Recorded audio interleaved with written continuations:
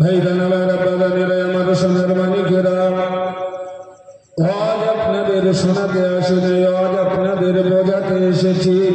একটু বোঝার চেষ্টা করুন। আল্লাহ পাক বলছেন, এ মুমিন গণেরা, আমি আল্লাহ তোমাদের কিনে নিয়েছি। প্রশ্ন তাহলে আসবে, তো কি দিয়ে কিনেছো? তাই তো, এটা প্রশ্ন আসবে, তো কি দিয়ে কিনেছো? টাকা পয়সা, জমি জায়গা, হক শর্ত?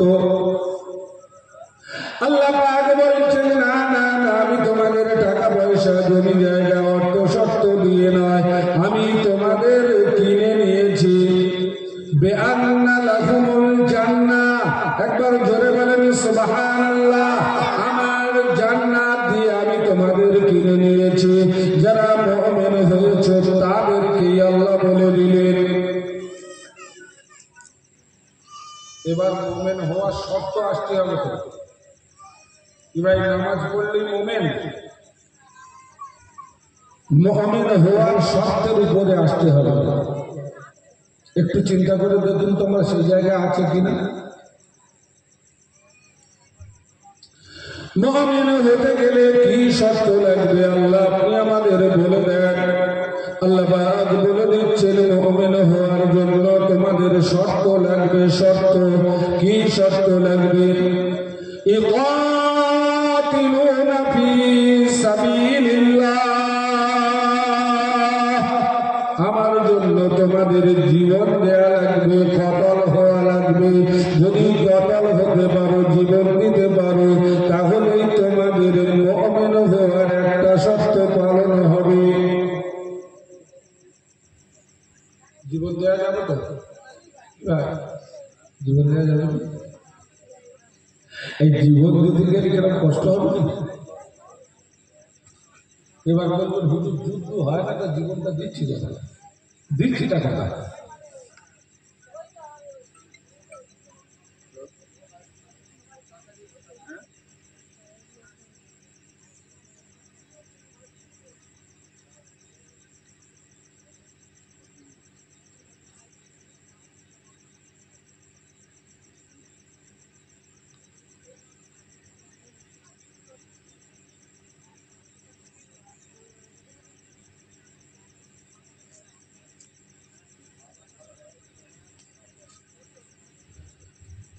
তাহলে শর্ত কটা ভাই? এক নম্বর শর্ত বললেন জীবন দেওয়া লাগে। তো হুজুর যুদ্ধ হয় না, তার জীবন দেবে বলবেন, এটা কথা না ভাই। আমার সোনার মানিকেরা, জীবন দেয়া বলতে যুদ্ধের ময়দানে শুধু জীবন দেয়া নয়, জীবন দেয়া বলতে শুধু দিনের জন্য জীবন দেয়া নয়। আমার বাদান, আমার ভাইরা, মাথাটা কেটে দিলাম, জীবন দিয়ে দিলাম, শুধু এই কারণেই নয়, জীবন দিতে গেলে আমাকে আপনাকে কতগুলো শর্ত আছে। আল্লাহ পাক বলছেন, ইকাতিলুনা ফি সাবিলিল্লাহ, নিঃশর্তে তুমি আমার জন্য জীবন দিয়ে দাও। ইন্নাদ-দীনা ইনদাল্লাহিল ইসলাম, এই ইসলামের জন্য তোমাকে জীবন দেয়া লাগবে। আর ইসলামের জন্য যখন আপনি জীবন দিতে যাবেন, তখন আপনার ভাই আপনার শত্রু হবে, আপনার বাপ আপনার শত্রু হবে, আপনার মা আপনার শত্রু হবে, আপনার বিবি আপনার শত্রু হবে, আপনার ছেলে আপনার শত্রু হবে। আমার আব্বাজান, আমার ভাইরা, এই শত্রুটা তখন হয়েছিল আল্লাহর নবী যখন এই জান্নাতের কথা বলেছিলেন। জান্নাতের কথা বলেছিলেন, আল্লাহ এক বলে যখন ঘোষণা দিয়েছিলেন, তখন চাচারা নবীর শত্রু হয়েছিল। চাচারা শত্রু হয়। মক্কা থেকে মদিনা শরীফে হিজরত করতে হয়নি। আল্লাহর নবীর কি জমি জায়গা নিয়ে ঝগড়া ছিল? কি ভাই, জমি জায়গা নিয়ে ঝগড়া ছিল? টাকা পয়সা নিয়ে ভাই ভাই কোনো ঝগড়া ছিল? কোনো ঝগড়া ছিল না। এই ঝগড়াটা হলো কেন? আমারও আপনার ঝগড়া হবে ভাই। বোঝার চেষ্টা করেন কেন ঝগড়া হলো। আল্লাহর নবী যখন ইন্নাদ-দীনা ইনদাল্লাহিল ইসলাম, এই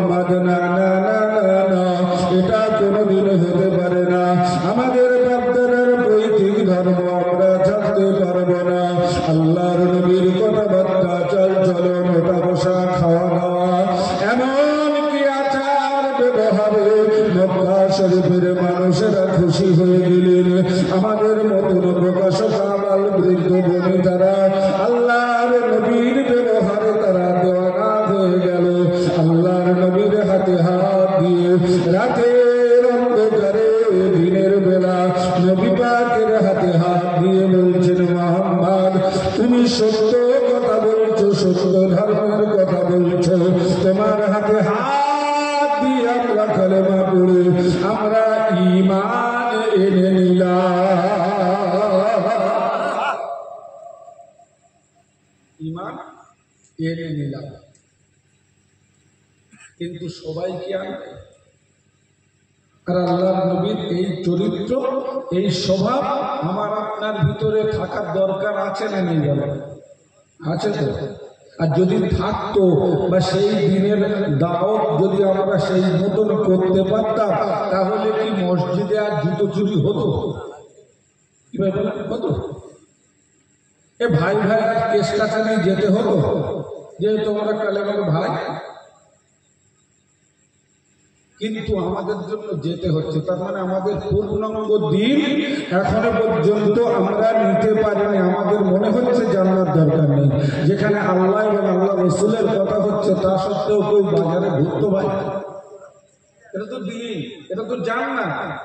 তা জান্নাতে চিনি খাবে তো বলছে গালে, চিনি খাও বলছে গালে।